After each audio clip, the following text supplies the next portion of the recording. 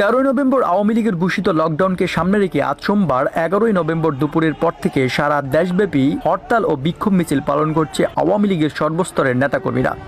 ঢাকা, চট্টগ্রাম, সিলেট, বরিশাল, খুলনা সহ বিভিন্ন বিভাগীয় শহর এবং জেলা মহানগরে দলীয় অঙ্গ ও সহযোগী সংগঠন বাংলাদেশ ছাত্রলীগ, যুবলীগ, স্বেচ্ছাসেবক লীগ সহ অন্যান্য অঙ্গ সংগঠনের নেতাকর্মীরা এই কর্মসূচিতে অংশ নেন। এইমাত্র আমি খবর নিলাম, ঢাকায় শাহবাগে আন্দোলন করছিল, সেখানে তারা গুলি চালিয়েছে, 19 জন গুলিবিদ্ধ আহত।